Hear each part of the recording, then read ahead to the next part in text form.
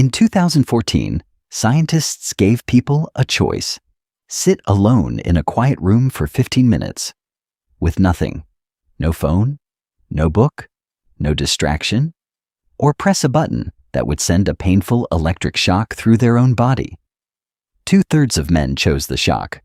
They preferred physical pain over silence. Think about that. Not boredom, not discomfort, pain. You live in the loudest era in human history, and yet, you are more anxious than any generation before you. The noise was supposed to help. The constant feed, the music in the background, the podcast while you wash the dishes, the video playing while you fall asleep. All of it was supposed to fill something. But nothing feels full. Because the problem was never the silence. The problem is what the silence reveals. The ancient philosopher Blaise Pascal wrote this in the 17th century. All of humanity's problems stem from man's inability to sit quietly in a room alone. He wrote that 350 years ago, before smartphones, before television, before the internet existed. He already understood something that modern neuroscience is only now beginning to confirm. Your brain does not like emptiness. Not because emptiness is dangerous, but because emptiness is honest. When the noise stops, the mind begins to speak, and most people are deeply afraid of what it will say. Psychologists call this default mode network activation. It is the system in your brain that turns on when nothing external is demanding your attention. Scientists once believed this network was simply the brain at rest. They were wrong.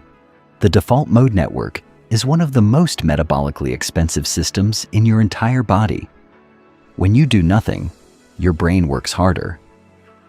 It begins to process unresolved emotions, memories you have not examined, questions you have been running from. And so, the mind does what it was trained to do. It reaches for the phone. It turns on the television. It creates noise to protect you from yourself. This is not weakness. This is a survival mechanism. For thousands of years, an idle mind in the wilderness was a dead mind. The predator you forgot to watch for, the danger you allowed in. So your brain learned to stay busy, to stay vigilant, to never truly stop. But the wilderness is gone, and the mechanism remains. Now the predator is the silence itself. There is a concept in Japanese culture called ma-handaba.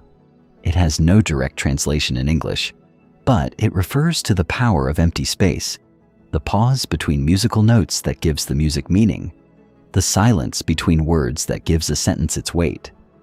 In Japanese architecture, in Japanese art, in Japanese thought, emptiness is not the absence of something. Emptiness is something.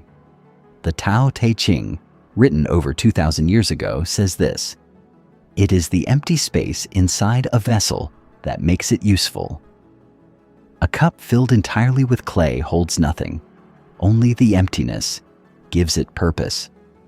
You have been so afraid of your own empty spaces that you have filled every one of them.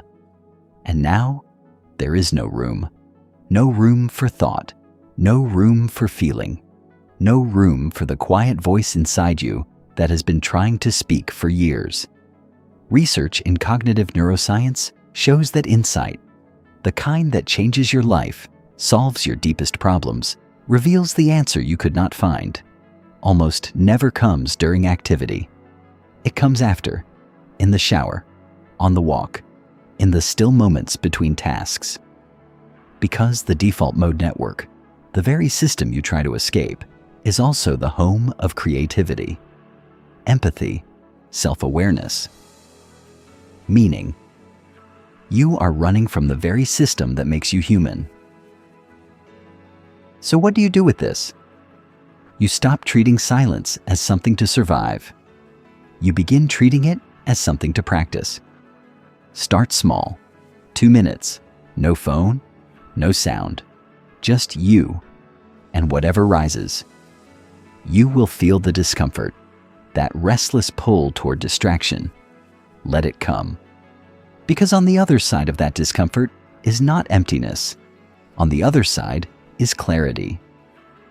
The paradox of silence is this: the mind fears it, because the mind knows what waits there, not darkness, yourself.